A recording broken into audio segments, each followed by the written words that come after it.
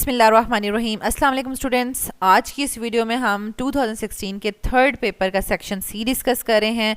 Previous video में हमने question number 3 जो है लॉन्ग क्वेश्चन बहुत डिटेल से डिस्कस कर लिया था, उसके तीनों पार्ट्स, और इस वीडियो में हम क्वेश्चन नंबर 4 डिस्कस करेंगे।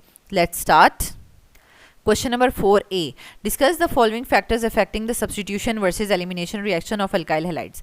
अब स्टूडेंट्स ये वो टॉपिक है कि जो आपको जो यूट्यूब की फ्री वीडियोस हैं उसमें भी नहीं मिलेगा, क्योंकि सब्सटीट्यूशन वर्सेस एलिमिनेशन वाला जो है वो टॉपिक रिड्यूस सिलेबस में से निकला हुआ था 2021 वाले ईयर में, तो उस वजह से ये मैं इसको अपलोड नहीं कर पाई।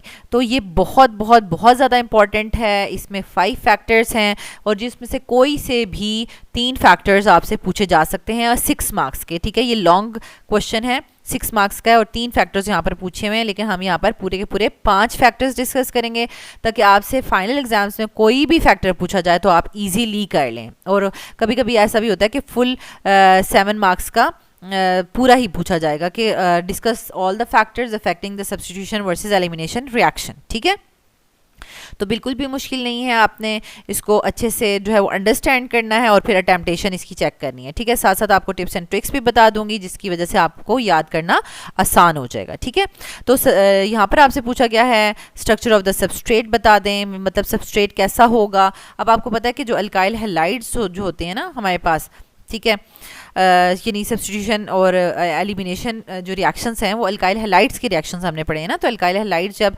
रिएक्ट करते हैं किसी भी आप कह लें कि बेस के साथ, ठीक है, तो हमारे पास क्या होता है, बेस या न्यूक्लियोफाइल आप कह सकते हैं। ठीक है, तो उसके साथ रिएक्ट करते हैं तो हमारे पास जो है वो बनेगा,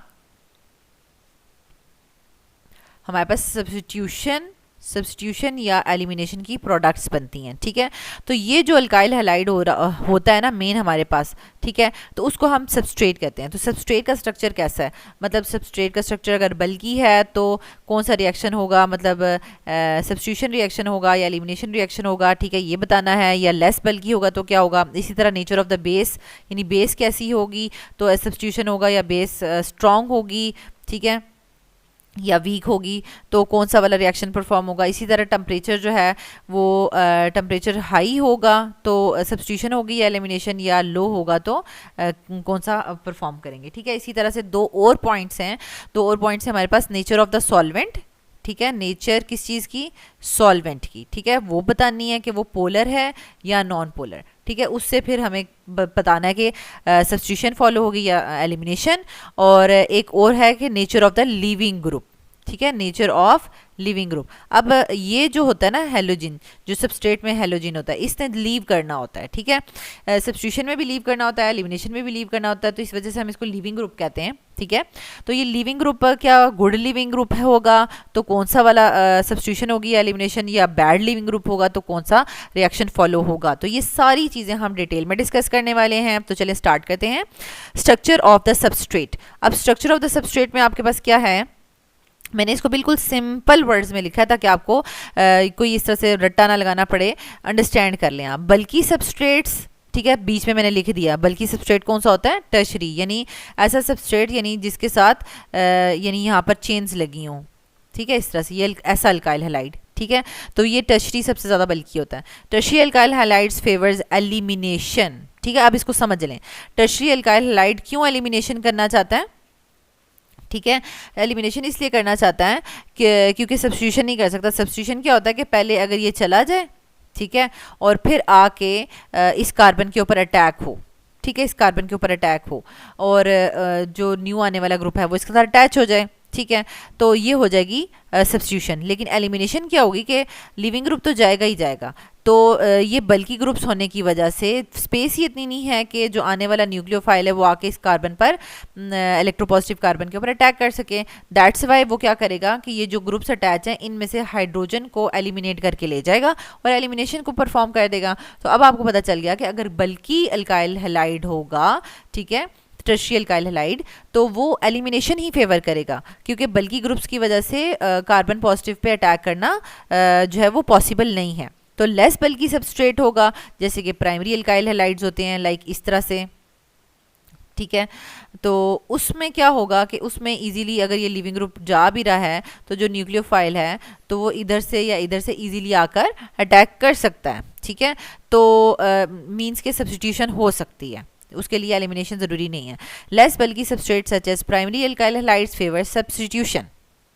अच्छा, फिर आप इसकी एक रीज़न लिख देंगे कि ऐसा क्यों हुआ। Because in tertiary alkyl halides the approach of the nucleophile to the alpha carbon is difficult for substitution। जैसे कि मैंने आपको बताया कि ये हेलोजन के साथ जो लिविंग ग्रुप के साथ जो कार्बन अटैच होता है वो अल्फा कार्बन होता है। ठीक है, तो ये जो बल्की ग्रुप्स अटैच हैं, बल्की ग्रुप्स की वजह से न्यूक्लियोफाइल का अटैक ऑन अल्फा कार्बन जो है वो पॉसिबल नहीं होता। ठीक है, दैट्स वाई अप्रोच जो है वो इजी नहीं है, डिफ़िकल्ट है, तो जो है वो एलिमिनेशन हो जाएगी। अब ये देखें यहाँ पर हमारे पास आ जाता है, अब इन इक्वेशंस को आपने बहुत अच्छे से अंडरस्टैंड करना है। ठीक है, क्योंकि यहाँ पर इन्होंने ना पूरी दोनों पॉसिबिलिटीज़ लिखी हुई हैं। जैसे कि अगर आपके पास ये लेस बल्कि अल्काइल हैलाइड उन्होंने बनाया हुआ है प्राइमरी वाला, और ये बल्कि बनाया हुआ है। ठीक है, सेकेंडरी वाला। ठीक है, ये बल्कि है और हमने कहा था कि बल्कि अल्काइल हैलाइड होगा तो एलिमिनेशन ज़्यादा फेवर होगी। तो ये देखें एलिमिनेशन मतलब 61% एलिमिनेशन वाली प्रोडक्ट बन रही है और 39% जो है वो सब्स्टिट्यूशन वाली बन रही है। अब ऐसा नहीं है कि बल्कि होगा तो पूरा का पूरा एलिमिनेशन ही बनेगी, ऐसा नहीं है। ठीक है, क्योंकि सिस्टम है, सिस्टम में दोनों तरीके की प्रोडक्ट्स एसएनबी और एलिमिनेशन भी पॉसिबल हैं, लेकिन जो जिसकी पॉसिबिलिटी ज़्यादा है उसकी परसेंटेज ज़्यादा बनेगी। ठीक हो गया। तो अब आप देख लें कि अगर आपको इस यानी बल्कि ग्रुप से सब्स्टिट्यूशन बनानी है तो कैसे बनाएंगे। आप इसको और सोडियम को, इन दोनों को निकाल देंगे, सोडियम हैलाइड को, और इस ग्रुप को इसके साथ अटैच कर देंगे। ये देखें OC2H5 को अटैच कर देंगे तो ये आपने सब्स्टिट्यूशन का जो है वो प्रोडक्ट बना दिया। ये तो इजी था, सब्स्टिट्यूशन का प्रोडक्ट बनाना इजी है। और ऊपर भी प्राइमरी अल्काइल हैलाइड में भी सब्स्टिट्यूशन का ग्रुप देखें कैसे है कि ये आप सोडियम हैलोजन के साथ रिएक्ट करवा देंगे। ठीक है, तो O इथाइल, ऑक्सी इथाइल, ठीक है, एथॉक्सी भी इसको कहते हैं। एथॉक्सी को आप इसके साथ अटैच कर देंगे इस चेन के साथ। ठीक है, तो ये आपके पास सब्स्टिट्यूशन की प्रोडक्ट बन गई। अब एलिमिनेशन की प्रोडक्ट भी आपने इन्हीं से बनानी है। तो एलिमिनेशन की प्रोडक्ट कैसे बनेगी, ये यहाँ से एक हैलोजन निकलेगा और इधर से जो है वो एक हाइड्रोजन निकलेगा। ठीक है, तो अब ये आपके पास इथीन बन गया। और अगर इसी तरह से आपने इस सेकंड वाले ग्रुप में से बनाना है तो इस कार्बन में से हैलोजन जाएगा और इस कार्बन में से आप इसको 2 लिखें और इसमें से एक हाइड्रोजन निकाल के इस हैलोजन को रिमूव कर दें। तो अब आपके पास देखें क्या प्रोडक्ट बनी, CH2। ये देखें CH2 बन गई, इधर से डबल बॉन्ड बन गया क्योंकि एलिमिनेशन में ये दोनों कार्बन आपस में बॉन्ड बना लेते हैं। ठीक है, और यहाँ पर ये CH बच गया और उसके साथ CH3 बच गया। सेम यही जो है ना वो आपके पास प्रोडक्ट ये बनी हुई है। ठीक है, ये देखें CH2 डबल बॉन्ड, फिर CH और फिर CH3। ठीक हो गया। तो ये इतना मुश्किल नहीं है, बिल्कुल ईजी है।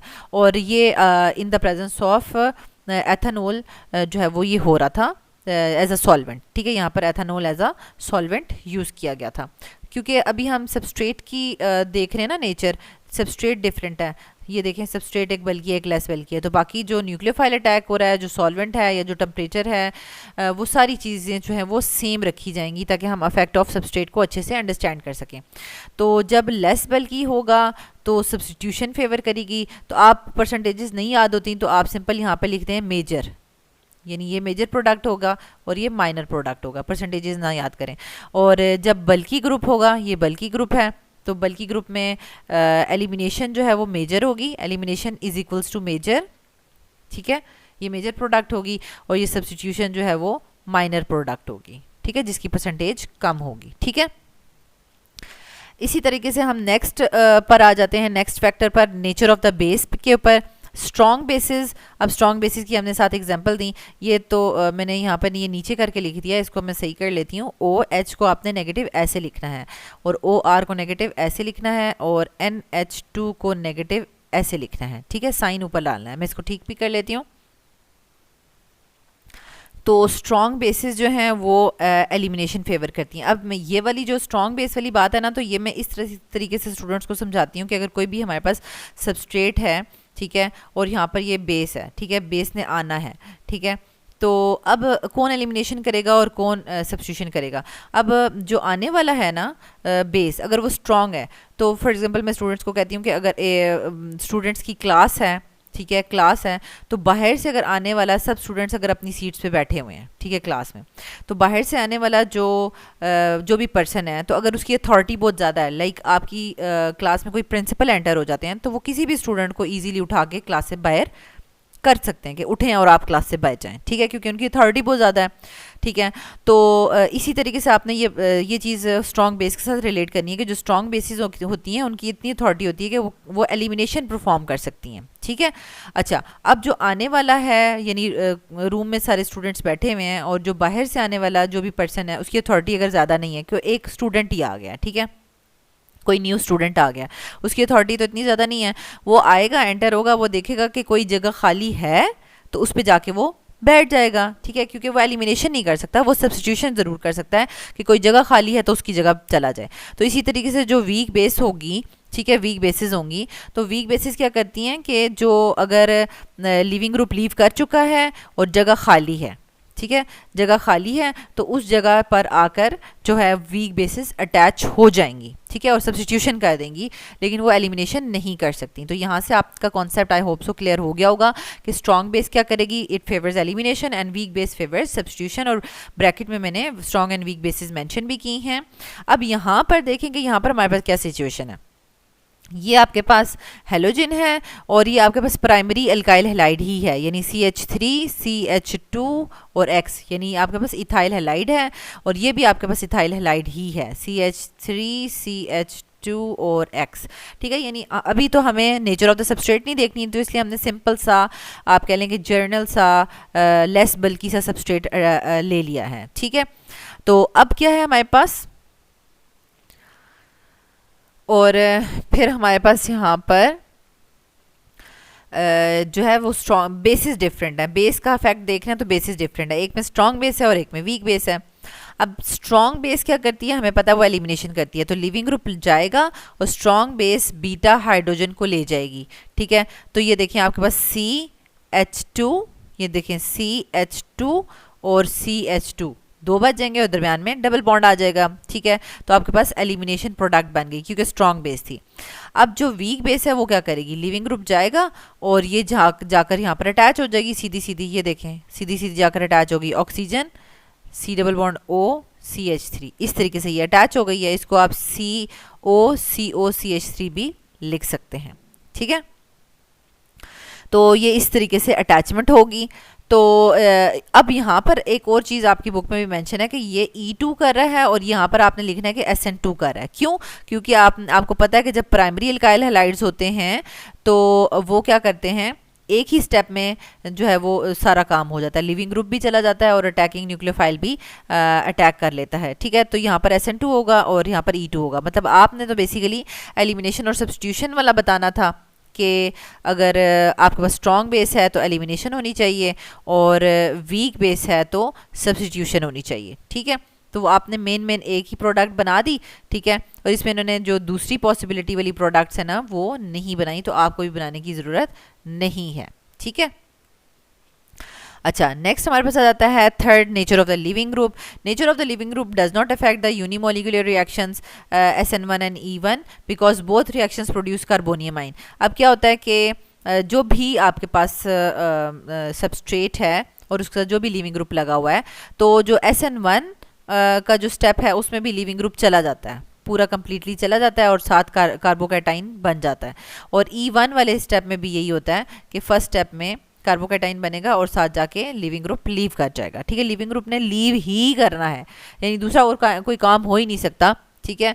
तो इस वजह से ये जो हमारे पास SN1 और E1 है इसमें लिविंग ग्रुप का कोई भी आप कह लें ख़ास इफेक्ट नहीं पड़ रहा कि क्या प्रोडक्ट बनेगी क्या नहीं बनेगी, क्योंकि लिविंग ग्रुप लीव हो जाएगा। उसके बाद जो सेकंड स्टेप है उसमें तो आने वाला न्यूक्लियोफाइल है वो डिसाइड करेगा, या सबस्ट्रेट बल्कि है या वो डिसाइड करेगा। लिविंग ग्रुप बिल्कुल नहीं डिसाइड करेगा कि प्रोडक्ट क्या बनने वाली है, ठीक है। तो हाउएवर इन बायोमोलिकुलर रिएक्शंस, जो बायोमोलिकुलर होते हैं SN2 और E2, the nature of the product greatly depends on the nature of the leaving group. Leaving group पे वो बहुत ज़्यादा डिपेंड करती है प्रोडक्ट कौन सी बनेगी, सब्स्टिट्यूशन वाली बनेगी या एलिमिनेशन वाली बनेगी। अब क्या होता है कि अगर आप सोचें कि लिविंग ग्रुप अच्छा लिविंग ग्रुप नहीं है, वो लीव ही नहीं कर रहा, ऐसे आराम से बॉन्ड तोड़ रहा है, ठीक है, तो आप कहेंगे लिविंग ग्रुप जा ही नहीं रहा, अब ये बस थोड़ा थोड़ा सा वीक हुआ है बॉन्ड, तो जो आने वाला न्यूक्लियोफाइल है वो क्या करेगा, ऑब्वियसली बात है, उसने कहा कि जगह ही खाली नहीं है, लिविंग ग्रुप गया ही नहीं हुआ, तो मैं एलिमिनेशन कर लेता हूँ, मैं हाइड्रोजन को, बीटा हाइड्रोजन को ले जाता हूँ, मैं एलिमिनेशन कर लेता हूँ। तो स्मॉल साइज का अगर होगा लिविंग ग्रुप तो वो बैड लिविंग ग्रुप होगा, वो क्योंकि जितना छोटा होगा तो उसका बॉन्ड भी स्ट्रांग बना होगा ना, तो इस वजह से स्मॉल साइज अगर होगा तो वो बैड लिविंग ग्रुप होगा और वो एलिमिनेशन को फेवर करेगा। और उसका ऑपोजिट क्या होगा, लार्ज साइज का अगर लिविंग ग्रुप है तो वो गुड लिविंग ग्रुप होगा और वो सब्स्टिट्यूशन फेवर करता है, क्योंकि एकदम से बॉन्ड तोड़ के चला जाता है, जगह खाली हो जाती है, तो आने वाले न्यूक्लियोफाइल को जगह खाली मिलती है तो उसने सब्स्टिट्यूशन करनी होती है। ठीक है, तो यहाँ तक आपको nature of the leaving group समझ आ गई है कि SN1 and E1 are not affected by the nature of the living group, but SN2 and E2 are greatly affected by the nature of the living group। और उसके बाद आपने ये दो लाइंस लिख देनी है। ठीक हो गया, अब हम इनकी इक्वेशन भी लिखेंगे। अब यहाँ पर इन्होंने n मेंशन किया हुआ है, ठीक है, ये वाली इक्वेशंस आप चेंज ना ही करें तो बेहतर है। अदर एग्जांपल्स जो बुक में 4-5 इक्वेशंस दी हुई हैं उन्हीं को ही मेंशन करें तो बेटर होगा। ठीक है, तो यहाँ पर इन्होंने n साथ लिखा हुआ है क्योंकि ये स्ट्रेट चेन हाइड्रोकार्बन्स की बात कर रहे हैं कि कार्बन 18 यानी 18 कार्बन की चेन्स ऐसे जुड़ी हुई हैं। ठीक है, और 18 कार्बन्स के साथ 18 2 36 और +1 37 हाइड्रोजन अटैच हैं और साथ 1 हेलोजन अटैच हुआ है। ठीक है, तो ये हमारे पास सबस्ट्रेट है, लॉन्ग चेन सबस्ट्रेट है। तो दूसरी तरफ हमारे पास, और फिर इन्होंने जो लिविंग ग्रुप का कहा हुआ है कि हेलोजन अगर हमारे पास ब्रोमाइड आइन होगा, ब्रोमाइड होगा तो फिर क्या होगा, और OST होगा तो क्या होगा। ठीक है, यहाँ पर मैं आपको बता रही थी कि जो हेलोजन है वो आपके पास यानी लिविंग ग्रुप है। ठीक है, लिविंग ग्रुप आपके पास अगर स्मॉल है तो यहाँ पर उन्होंने ब्रोमीन की एग्जांपल दी हुई है। ठीक है, और अगर हम लार्ज देखते हैं तो यहाँ पर OTS, अब OTS का नाम क्या है हमारे पास यहाँ पर, ऑर्थोटोलिन सल्फोनिक एसिड। ठीक है, तो ये किस तरह से होगा, यानी अगर हम इसको ड्रॉ करें, ऑर्थोटोलिन सल्फोनिक एसिड, यानी ये सल्फोनिक एसिड ग्रुप हो SO3H और ऑर्थो पोजीशन पर टोलिन लगा हुआ है। ठीक है, तो ऑर्थोटोलिन सल्फोनिक एसिड यानी ये आप देख सकते हैं ये बल्की ग्रुप है, और ये ब्रोमीन तो सिंपल इस तरह से ये लेस बल्की है। ठीक है, तो यानी ये अब किस तरह से लिविंग ग्रुप जो है वो गुड लिविंग, जो जितना ज़्यादा बल्की ग्रुप होगा वो लार्ज साइज़ का होगा तो वो गुड लिविंग ग्रुप होगा। ठीक है, गुड लिविंग ग्रुप होगा, और ब्रोमीन यहाँ पर बैड लिविंग ग्रुप है। ठीक है, तो हमने देखा था कि गुड लिविंग ग्रुप होगा तो एकदम से लीव कर जाएगा और जगह खाली हो जाएगी तो सब्स्टिट्यूशन होगी। तो यहाँ पर ये देखें ये सब्स्टिट्यूशन की प्रोडक्ट है, तो ये 99% बनी हुई है, और जो एलिमिनेशन की प्रोडक्ट है वो 1% है। तो इसको आप मेजर लिख सकते हैं, मेजर, और इसको लिख सकते हैं माइनर। ठीक है, और जब बैड लिविंग ग्रुप होगा, ठीक है, बैड लिविंग ग्रुप होगा तो वो अच्छे से लीव नहीं कर रहा तो सब्स्टिट्यूशन तो नहीं हो सकती, तो जो एलिमिनेशन है उसके नीचे हम लिखेंगे ये मेजर। ठीक है, ये मेजर प्रोडक्ट बन रही है और ये माइनर प्रोडक्ट बन रही है। ठीक है, तो अब बेसिकली ये तो आपको परसेंटेजेस समझ आ गई, तो लेकिन अब आपने जो प्रोडक्ट्स हैं वो कैसे लिखनी है, ठीक है, उसको देख लें। तो जो सब्स्टिट्यूशन वाली प्रोडक्ट है तो वो तो लिखना बहुत आसान है कि लिविंग ग्रुप लीव कर जाएगा और इसकी जगह आपने सब्स्टिट्यूट कर देना है जो भी आने वाला न्यूक्लियोफाइल है। तो यहाँ पर आप देखें थोड़ा सा ये जो है ना टर्शरी लिया हुआ है, टर्शरी ब्यूटाइल। ठीक है, टर्शरी ब्यूटाइल, और ये हमारे पास C और O और H। ठीक है, और सॉरी H नहीं है, CO और K पोटेशियम के साथ लिया हुआ है। ठीक है, ये लिया हुआ है, और अब इसमें से जब ये पोटेशियम हट जाएगा तो ये पूरा का पूरा ग्रुप यानी O के साथ पहले ऑक्सीजन अटैच होगा, यानी इसके साथ जाके इस कार्बन के साथ ऑक्सीजन अटैच होगा, उसके साथ कार्बन अटैच होगा। ठीक है, और उसके साथ जो है वो 3 ग्रुप्स अटैच होंगे। मेरे ख्याल में ये मैंने कुछ ये वाला एक्स्ट्रा डाल दिया है, इस कार्बन के साथ ही ये 3 ग्रुप्स अटैच थे और उसके साथ ऑक्सीजन था और फिर पोटेशियम था। ऑक्सीजन होगा उसके साथ ये कार्बन अटैच होगा और उसके साथ 3 ग्रुप्स अटैच होंगे। ये देखें ऑक्सीजन, कार्बन और उसके साथ 3 मिथाइल ग्रुप्स अटैच होंगे। तो ये सब्स्टिट्यूशन वाला तो बहुत आसान है। ठीक है, सब्स्टिट्यूशन वाला बहुत आसान है, आप लिविंग ग्रुप को लीव कर दें और ये पूरा का पूरा ग्रुप जो है वो इस जगह पर अटैच कर दें, और पोटेशियम को हेलोजन के साथ यहाँ पे लिख लें कि पोटेशियम जो है वो हेलोजन के साथ इस तरह से अटैच हो गया। लेकिन अब अगर हमने एलिमिनेशन करनी है तो फिर हम कैसे करेंगे? तो एलिमिनेशन में ऑब्वियसली बात है कि आपके पास 18 कार्बन है, तो आप 16 कार्बन को तो साइड पे रखें। 16 कार्बन के साथ जो है वो कितने हाइड्रोजन्स आ जाएंगे, जो बिल्कुल कॉर्नर पे होता है उसके साथ 3 होते हैं, और बाकी जो बीच में होते हैं उनके साथ 2 होते हैं। तो 16 टू 32 और प्लस ये जो एक एक्स्ट्रा कार्बन होता है, ठीक है। तो बेसिकली 16 कार्बन के साथ 33 हाइड्रोजन अटैच होंगे, ठीक है।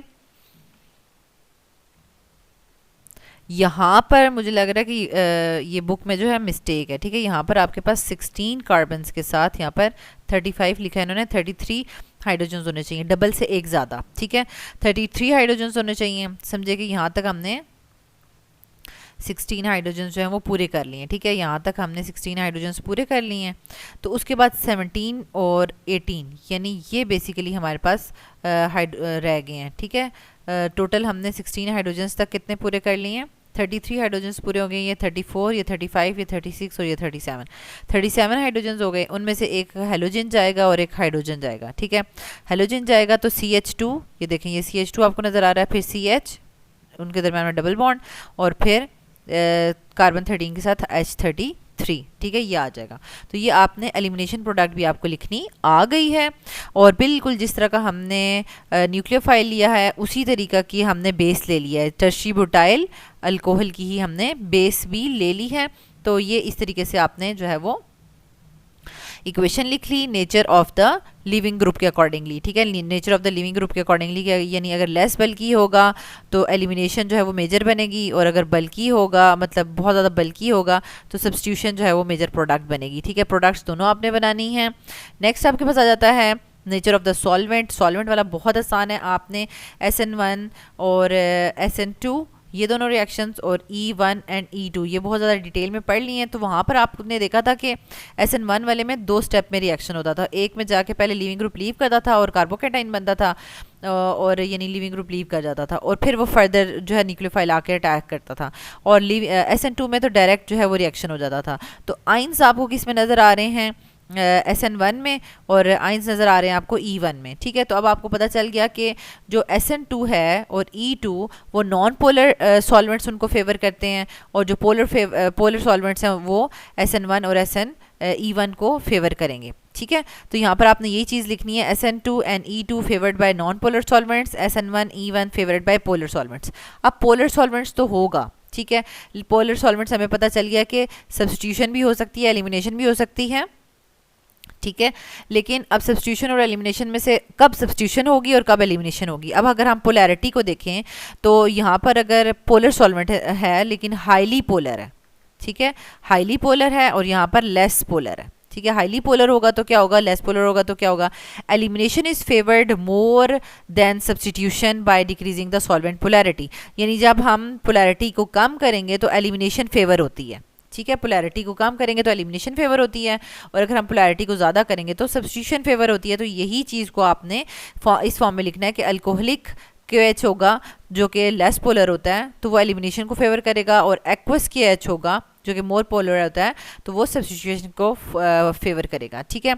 ये चीज़ आपने ऑलरेडी देखी हुई भी है कि आप जब अल्कोहलिक KOH से ट्रीट करते हैं अल्कोहल्स को, ठीक है, एल्डिहाइड्स को, ठीक है, यानी एल्डिहाइड्स को जब आप अल्कोहलिक KOH से ट्रीट करते हैं तो आप एलिमिनेशन करते हैं, ये आपने ऑर्गेनिक केमिस्ट्री में रिएक्शंस किए हैं, और जब आप एक्वस KOH के साथ करते हैं तो वो सब्स्टिट्यूशन शो करता है, ठीक है। तो ये नेचर ऑफ द सॉलिड में कोई भी इक्वेशन नहीं है, इसको इसी तरीके से लिखना था। और लास्ट में इफेक्ट ऑफ टेम्परेचर है, यानी हाई टेम्परेचर से एलिमिनेशन होगी, क्योंकि जब एलिमिनेशन के आपने जो है वो मैकेनिज्म किया है तो उसमें आपने देखा होगा कि ज़्यादा बॉन्ड रीअरेंजमेंट होती है, ठीक है। तो ज़्यादा एनर्जी चाहिए तो हाई टेम्परेचर पर ही एलिमिनेशन फेवर होगी, और लो टेम्परेचर पर सब्स्टिट्यूशन फेवर होती है, ठीक है। तो इसकी रीज़न भी लिखते हैं, because substitution reaction involves less reorganisation of the bonds as compare to elimination, so low temperature पे सब्स्टिट्यूशन होती है, ठीक हो गया। और अब आपने इसकी इक्वेशन भी लिखनी है, ऑब्वियसली बात है। तो यहाँ पर हमारे पास सेकेंडरी अल्काइल हैलाइड शो हुआ हुआ है, ठीक है। सेकेंडरी अल्काइल हैलाइड को बेस के साथ रिएक्ट करवाया जा रहा है इन द प्रेजेंस ऑफ वाटर। तो अब हमारे पास जो ये जो है वो बाई मॉलिक्यूलर यहाँ पर रिएक्शन शो हो रहा है, ठीक है। मीन्स कि एक ही स्टेप में दोनों रिएक्शंस हो रहे हैं, लिविंग ग्रुप भी जाएगा और आने वाला अटैकिंग न्यूक्लियोफाइल भी अटैक करेगा। तो अब ऑब्वियसली बात है, पहले आप ये चीज़ चेक कर लें कि आपने जो टेम्परेचर्स लिखे हैं कि अगर हाई टेम्परेचर होगा तो एलिमिनेशन फेवर होगी, ठीक है, ये एलिमिनेशन प्रोडक्ट है आपके पास। और अगर लो टेम्परेचर होगा तो सब्स्टिट्यूशन फेवर होगी, ठीक है। तो आप ये परसेंटेजेस याद करना मुश्किल है, तो आप एलिमिनेशन के नीचे मेजर लिखते हैं और इसके नीचे माइनर लिखते हैं हाई टेम्परेचर पे, और लो टेम्परेचर पे आप एलिमिनेशन के नीचे माइनर लिखते हैं, ठीक है, और सब्स्टिट्यूशन के नीचे मेजर प्रोडक्ट लिखते हैं, ठीक है। अब ये तो आपको समझ आ गया कि हमने किसके नीचे मेजर लिखना है, किसके नीचे माइनर लिखना है। लेकिन अब प्रोडक्ट्स कैसे बनानी है, अब लीविंग ग्रुप लीव करेगा और यहाँ से सोडियम लीव करेगा, तो ये OH जो है वो आकर अटैच हो जाएगा। तो ये देखें इजीली आपने सब्स्टिट्यूशन प्रोडक्ट लिख ली। और अब एलिमिनेशन प्रोडक्ट कैसे लिखी है, लिविंग ग्रुप जिधर से जाता है, ठीक है, उसके साथ वाले कार्बन से हाइड्रोजन चला जाएगा, ठीक है। ये देखें CH3CH और साथ वाले हाइड्रोजन कार्बन से H चला गया और यहाँ पे डबल बॉन्ड यानी प्रोपीन बन गया, ठीक है। तो ये सारा का सारा हमारे पास इक्वेशंस आ गई हैं। बहुत डिटेल में मैंने आपको ये इक्वेशंस सारी समझाई हैं, आपने इनकी प्रैक्टिस करनी है क्योंकि ये एज इट इज़ ही आता है, इसमें कुछ भी आपको चेंज करके नहीं पूछा जाएगा कि ये सबस्ट्रेट है इसका बता दें कि ये कैसी नेचर आ रही है, ये ऐसे ही लॉन्ग क्वेश्चन आता है, समझो कि पूरे के पूरा नॉलेज वाला रटे वाला रिएक्शन आता है, ठीक है। हर टॉपिक का हर चीज़ का आपने खुद से हिसाब रखना है कि मैंने आपको समझा दिया कि हाई टेम्परेचर पे क्या हो रहा है, हाई टेम्परेचर पे जो है वो एलिमिनेशन हो रही है और लो टेम्परेचर पे सब्स्टिट्यूशन हो रही है, रीज़न भी आपको बता दिए साथ, तो ये आपने इसी तरीके से सारी की सारी चीज़ें याद करनी है, ओके। नेक्स्ट हमारे पास आ जाता है क्वेश्चन नंबर 4 का B part, give 2 chemical reactions in which benzene behaves as a saturated compound. तो पिछले पेपर्स में आपने देखा था कि वो वाले 2 रिएक्शंस पूछे थे जिनमें benzene as a unsaturated behave कर रहा था। अनसैचुरेटेड जब बिहेव करेगा ना तो उसका मतलब होगा कि उसमें डबल बॉन्ड्स हैं और हम उसमें हाइड्रोजन ऐड करेंगे या हैलोजन ऐड करेंगे डबल बॉन्ड्स में, ठीक है। तो वो जो है वो किस में कन्वर्ट हो जाएगा, डबल बॉन्ड टूट जाएगा, बेंजीन का जो डबल बॉन्ड है वो टूट जाएगा, मतलब वो अनसैचुरेटेड बिहेव कर रहा था। तो जो सैचुरेटेड बिहेव कर रहा है ना, तो सैचुरेटेड का मतलब होता है कि फर्दर कोई चीज़ ऐड नहीं हो सकती, एडिशन नहीं हो सकती, लेकिन सब्स्टिट्यूशन ज़रूर हो सकती है, ठीक है। जैसे अब ये बेंजीन है ना, ठीक है, तो बेंजीन के ये जो पाई बॉन्ड्स है ना ये वाले बेंजीन के, तो अब ये सैचुरेटेड बिहेव कर रहे हैं, ठीक है। ये क्या बिहेव कर रहे हैं, सैचुरेटेड बिहेव कर रहे हैं। ये कह रहे हैं कि अब कोई चीज़ और ऐड नहीं हो सकती, हालांकि जब ये अनसैचुरेटेड बिहेव करते हैं, ठीक है, तो अनसैचुरेटेड में हम कहते हैं ना कि और मज़ीद चीज़ें ऐड हो सकती हैं, तो फिर ये वाला पाई बॉन्ड टूटता है तो इधर और इधर 2 ग्रुप्स ऐड हो जाते हैं, फिर ये वाला पाई बॉन्ड टूटता है तो इधर और इधर ग्रुप्स ऐड हो जाते हैं, और ये वाला पाई बॉन्ड टूटता है तो इधर और इधर चीज़ें ऐड हो जाती हैं। तो जब ये अनसैचुरेटेड है तो ये एडिशन प्रोडक्ट्स शो करता है, और जब ये सैचुरेटेड है, ठीक है, तो इसका मतलब है कि ये जो इसके हाइड्रोजन्स है ना ये निकलेंगे और इसकी जगह कोई चीज़ आएगी, मजीद बेंजीन रिंग के अंदर कुछ भी ऐड नहीं हो सकता, ठीक है।